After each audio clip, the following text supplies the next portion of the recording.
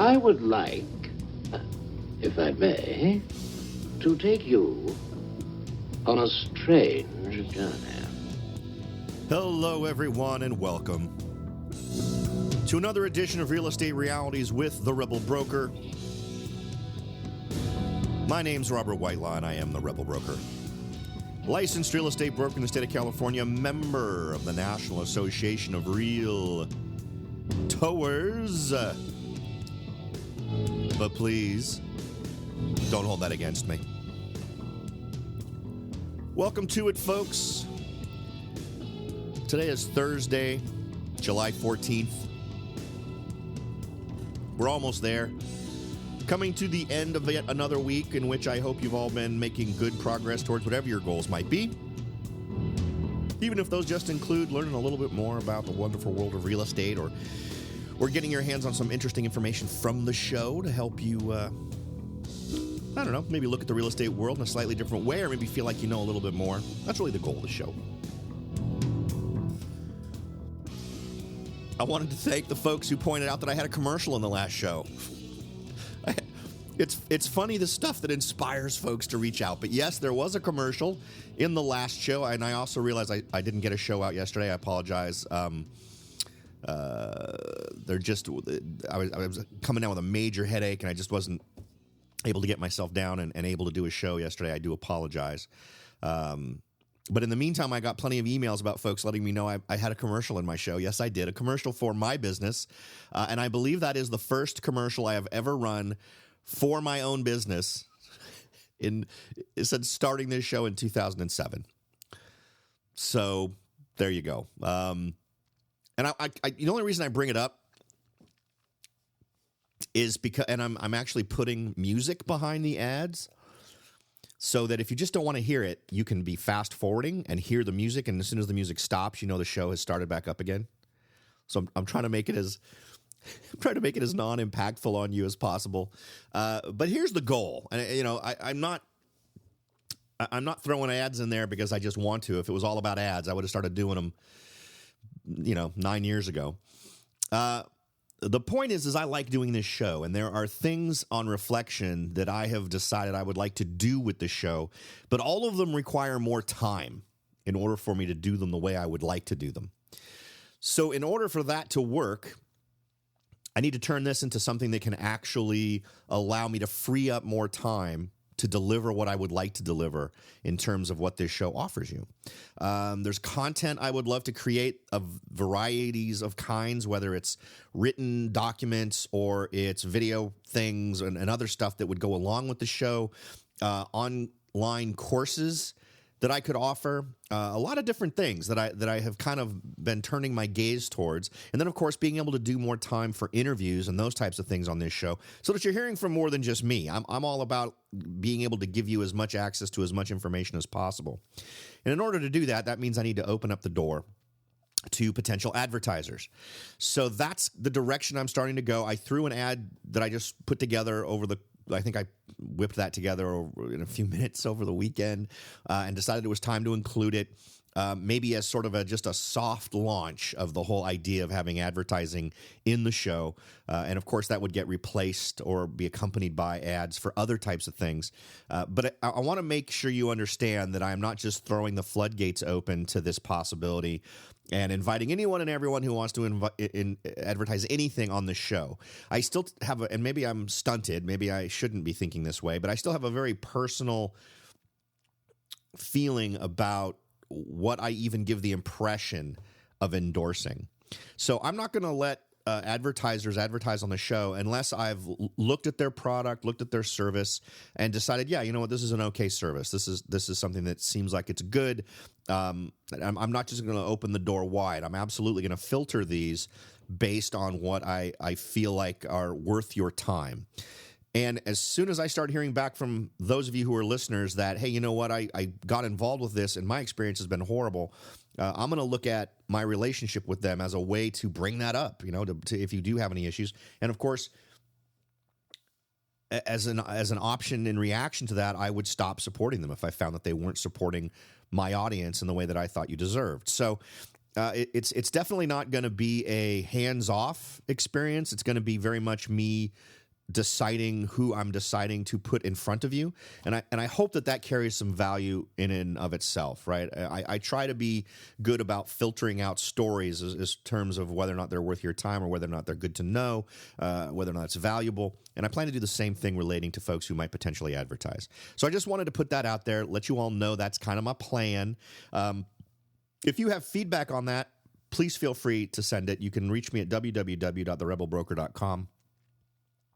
I've managed to go about 9 years here now since the beginning without ever doing any advertising. The most that I ever did was include a promotion for other folks' podcasts, which I did for a very short period of time and then stopped doing because I found that some other folks' podcasts were not worth your time, so I stopped promoting them.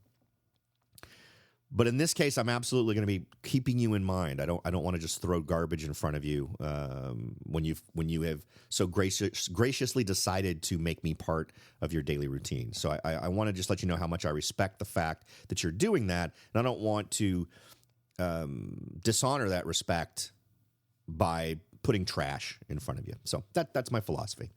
Take it for what it's worth. And one other thing that came across my desk today, we'll jump right in and start talking about issues here. Now that that's out of the way, I heard a mention just on a local show relating to California taxes, which I thought was weird. So this one's definitely aimed at folks who are currently California residents or folks who have recently moved out of California. Because what I am discovering is that California is a bad ex-girlfriend. The ex-girlfriend who stalks you on Facebook and camps outside your house and does all these creepy things. The Department of Taxation for California is that girlfriend or that boyfriend. Let's be even-handed here. Because the burden of proof, if you move out of the state of California, let's pretend for a second that you decide to move out of California and you decide to move to Nevada or wherever you go. The burden of proof of proving that you are no longer a California resident is on you. And California aggressively pursues folks who might even vaguely fall under the category of still being a quote-unquote resident. And I know that sounds nuts. It would seem like if you change your address, that would be enough. But apparently not. And I don't know if this is a reaction to folks who are trying to game the system in terms of continuing to work in California, but then live elsewhere. I'm not sure. I don't know. I don't know what. Maybe they just got a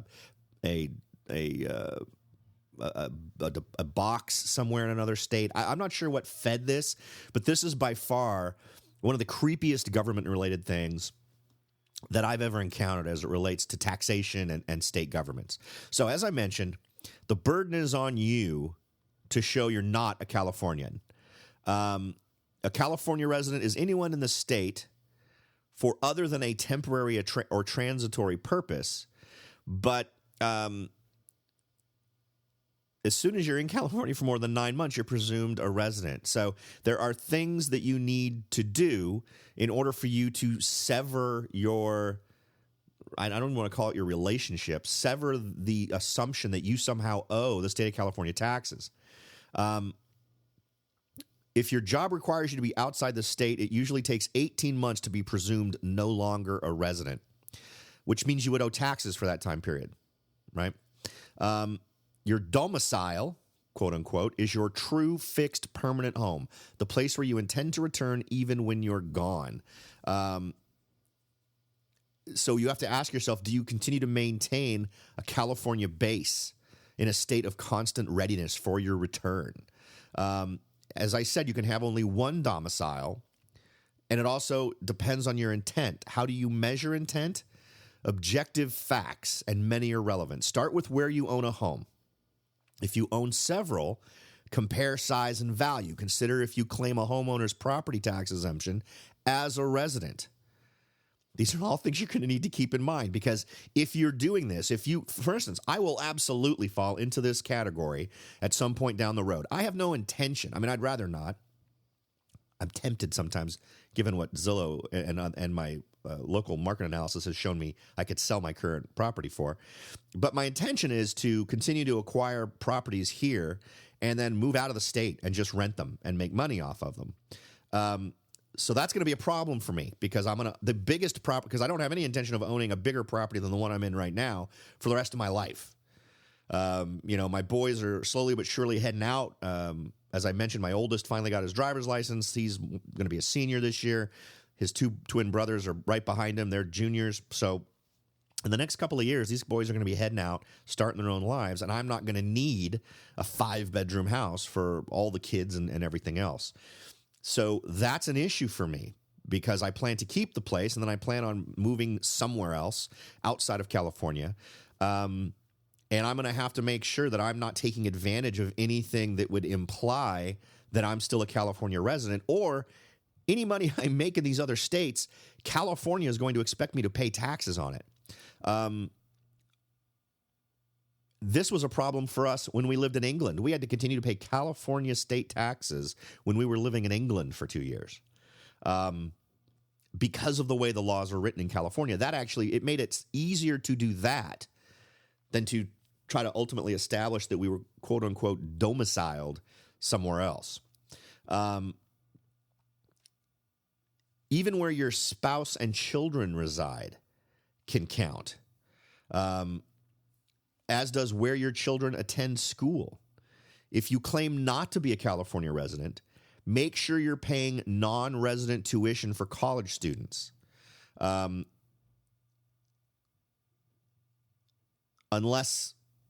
they're still residents, right? So there are still ways around that, and it depends on whether or not your spouse is in the same boat with you. Where do you have bank accounts? Now, I oftentimes simply get a bank. I mean, my official bank account from my bank, I've been with them so long, is still in Cupertino. The number associated with my account indicates that my quote-unquote bank is the Cupertino branch of the bank I bank with. However, I opened that account when I was in high school, and that's just the way the records held on to it, right? So you actually need to officially go to your bank if you change from one state to another and say, this is now my home branch of the bank. I just want to make sure that that's in my records, that this is it. What about your social, religious, professional, and other organizations? Are they still the California chapters of those? If not, make sure to change it. Voter registration.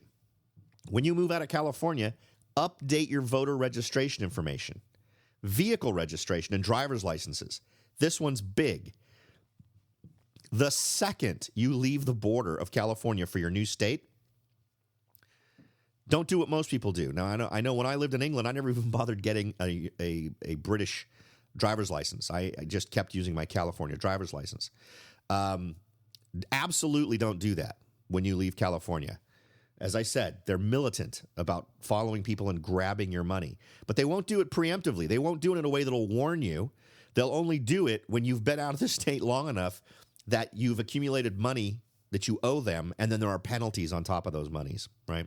So your vehicle registration needs to be updated for your new state, and your driver's license needs to be updated for your new state.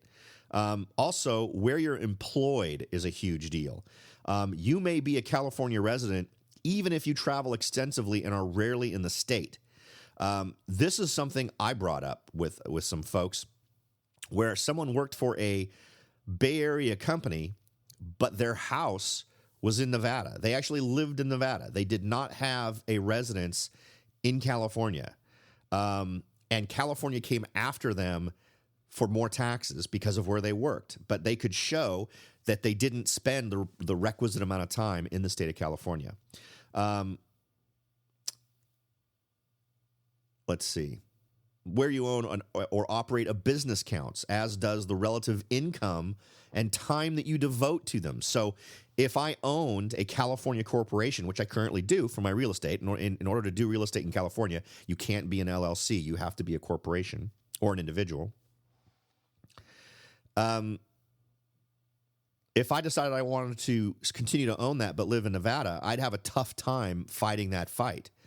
You can own investments anywhere you like, but you can expect them to be compared. Specifically, any investment that you might have within the state of California. Where you obtain your professional services matters. Doctors, dentists, accountants, attorneys. You want to, whatever you change you make in terms of what state you go to, you need to convert your professional services, the folks you use for professional services, over to folks appropriate for the state that you're in. Now, the one piece of good news here is you can still keep your California tax advisors. Just the fact that you hire a California tax lawyer to advise you about your California tax exposure does not have any implications on whether or not you're a resident. So that's really the only ray of sunshine in this entire story. The problem is that while each one of these things is not horribly significant by themselves, you have to make sure that the cumulative effect is that all of these things tend to point towards you don't live in California anymore. If you leave California, the piece of advice that this article gives is that you should sell your residence or at least rent out on a long-term lease. So in my case, I'd be covered for that. I would be doing a year-to-year lease or it might be month-to-month, but it would be a long-term lease where there's no option for me to come back and occupy the property. So it's important for you to understand these things if you're trying to sever that link. Don't just get a post office box in Nevada. That doesn't work. And you'll end up with bills for taxes, interest, and penalties, or even worse. If you're going to move, you need to actually do it. And what's interesting is even folks who have done it, even folks who aren't trying to do something deceptive, can often get caught up in this to the point where they're at least coming after you for part of your income that you've earned since you left California. And that's just nuts. Let's say you didn't get your license changed right away. You waited 6 months. Well, the fact that happened, that you didn't do your license as soon as you could have, they're going to use that as evidence that you didn't really leave the state of California. So just keep all that in mind. And this is going to be true in other very high tax states. California is just about the worst at this point. So if you're leaving, and this is a message I've actually decided to send out to all of my clients that I've had over the last 3 years who have relocated out of the state, I'm sending them this information because it's that big of a deal. I need to make sure that they've done everything they can to make sure that they have established the fact that they're no longer California residents, because they're aggressively sending guys out to enforce this stuff, which is really just kind of nuts. Right after this, we'll be talking about the growing wealth gap. So stay right there.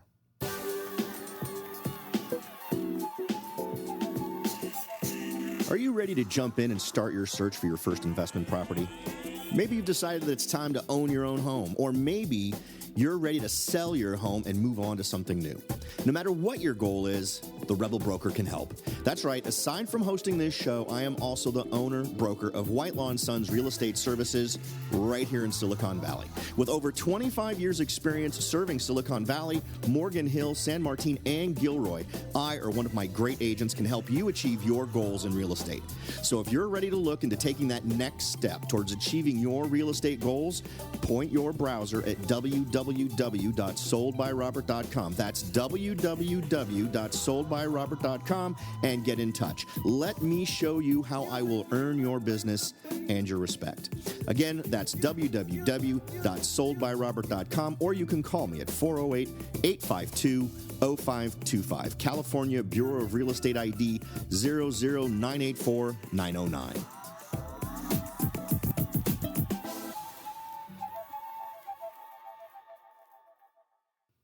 You know, one of the things that is important when you're trying to assess what's going on with the real estate market is how capable are folks to participate in it, right? We've for a long time, we've worked with numbers that have remained relatively stable in terms of understanding when folks begin the phase in their life when they're going to buy a piece of property, when they're going to upgrade, all those statistics that we've learned, that someone typically moves at least every 5 years, all those kinds of things.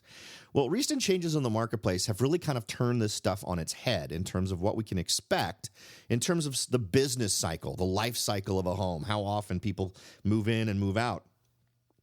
One of the big things actually that's feeding this is the change in in the wealth. A lot of people call it the wealth gap, but it seems to me just the change in the debt model that folks have going on right now. Now, according to an article from Realtor Magazine, from Realtor.org, in the early 80s, the minimum net worth of a household headed by someone under 35 was $15,260. Household headed by someone 65 or over was $120,500. And that was an expected amount. That's roughly 10 to 1 wealth difference. People's earning power and savings grow over time, right? That makes sense. Now, here's what's changed today. As of 2013, that gap is now twice that, or 20 to 1. The typical older household now has $210,500 in wealth compared to $10,500 for a younger household. And what's interesting is, as more data comes out, the feeling on the part of a lot of these folks is that that gap is expected to widen. Now, before we get into anything more about these numbers, what does that tell us about what to expect with the market moving forward? Well, I think it tells us that folks are likely to stay as renters for longer. It's likely that folks will continue to live with relatives longer. What's interesting is I think what we are seeing, I mean, the reality that we're faced with in the real estate marketplace right now is absolutely reflecting that, right? When we talk about why most folks are living at home, why the rental scene seems to be the way it is, those are all things that seem like a pretty good indication that these sorts of debt issues are playing into what is fueling the decisions on the part of folks who are moving through their lives and are at points where normally, historically, we would have seen them moving into their own properties or buying their own homes. Now, of course, we've talked about a lot of different things on this show that potentially feeds this, right? It's not just a one problem issue. It's not that there's just one thing causing it. Although this particular element of it, the debt part of it, I think plays a pretty big part. Now, 80% of those over 65 typically own a property, and that's relatively unchanged from the pre-recovery to the the pre-bubble to the post-bubble. But home ownership rates for households under 35 has fallen to 34% from the recent cyclical peak of 43%. Now, I always take issue when they talk about recent cyclical peaks, because what's interesting is that when you end up looking at that data, what you end up discovering is that they're using the data that came from the bubble. And I don't think it's statistically honest to use that number, because we were artificially bloating that buyer number. All the politicians wanted to get up in front of the microphone and talk about how wonderful it was that the average home ownership rate was 63% or 60 whatever percent.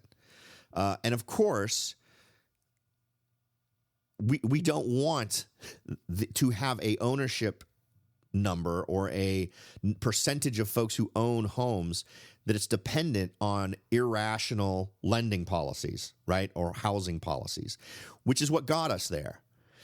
Now, what's interesting, though, is that this statistic is interesting more because we don't see a big change in the folks over 65. We tend to see it in the folks in under 35. And while I would guess that 34 or that 43% number is a little artificially high just because of the fact that we had the bubble, I still think it's a substantial enough difference. It's almost a 10% difference that I think it still reflects a trend. Maybe not as sharp of a trend as is reflected by that number.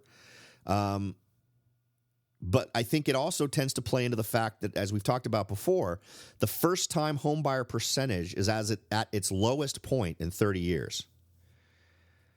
So this is a big deal, right? If you are a investor who wants to consider flipping a home, well, I think that dramatically changes the kind of flip you might be thinking about doing.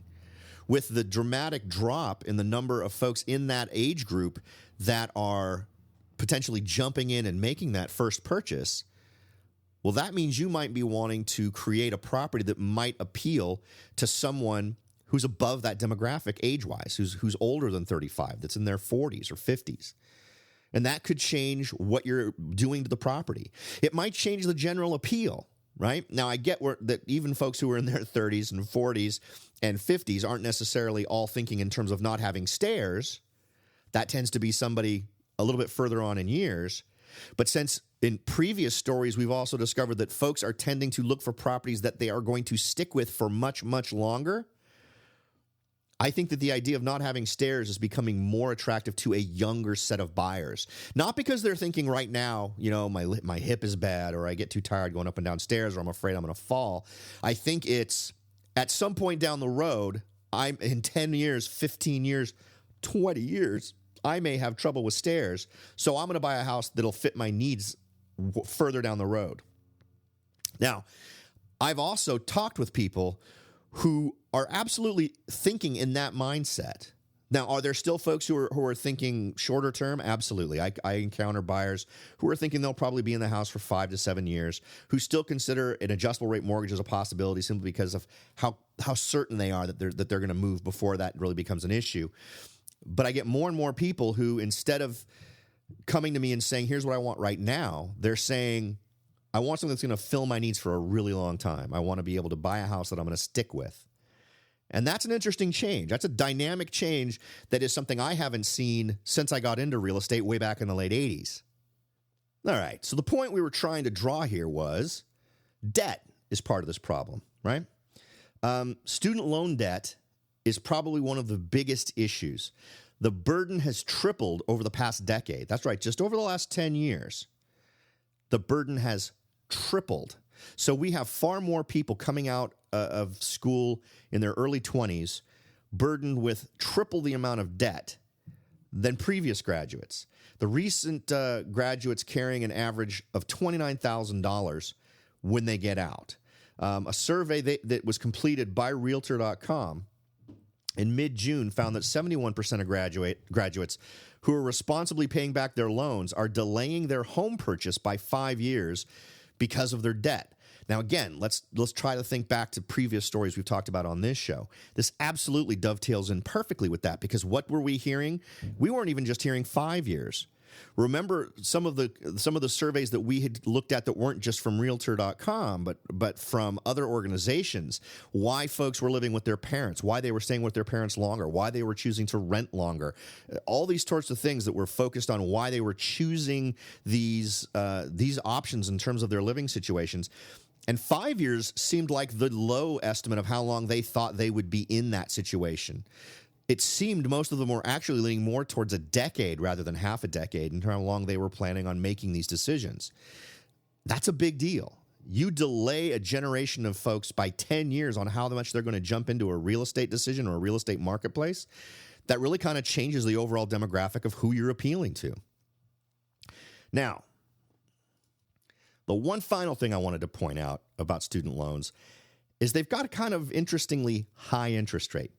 They range from 7 to 12% when interest rates on other loans are relatively low. And it's an interesting thing to ask that question. Why are they so high?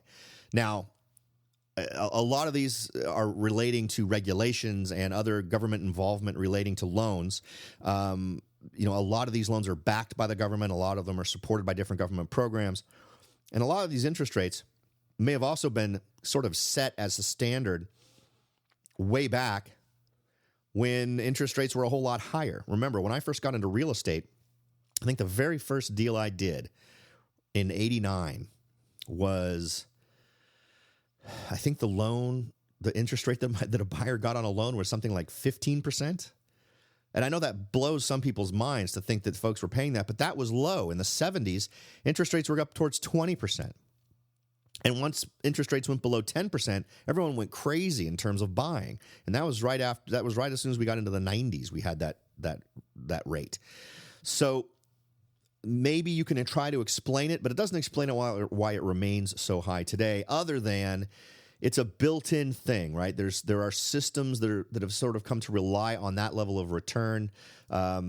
Schools have sort of learned that they continue to raise how much they charge, and loans will still get put out for them because they tend to get mandated. There tend to be regulatory things supporting the continued push. And I can't help thinking that there needs to be a review of that, because in addition to what we've talked about before, right? Fixing the jobs problem is one thing. Fixing the inventory problem is another thing in terms of things that we need to do to sort of get more back to a sensibly based market. is in general the things that tend to feed people's concerns relating to the big decisions they make in life are affected by this kind of debt. And I think it's a good idea to review the underlying principles here, because the student loan bubble is absolutely something that we should be concerned with. Now, on this show, back at the beginning of the year in January and February, we covered a lot of this. We covered the auto purchasing bubble. We covered student loan bubbles. There are just tons and tons of money out there that if something goes wrong in those sectors could represent a big problem, not just for the economy in general, but of course for real estate that relies on a relatively healthy economy. Now, just to sort of quantify that for you, according to a quarterly snapshot of the Education Department's student loan portfolio, the debt, the loan bubble, currently stands at $1.2 trillion. Now, that is a huge, huge number. And ignoring it and ignoring what feeds it and how much that burdens an awful lot of folks is a sure way to not be able to anticipate what direction the markets in real estate might turn, or what different other economic problems might be caused by a huge generation of folks burdened by the kind of debt normally we don't see until we're much further on in life, right? All right, folks, I hope that's at least a little bit interesting. I think it's absolutely something that can shape the consuming public of real estate, what our buyers are going to look like over the coming years.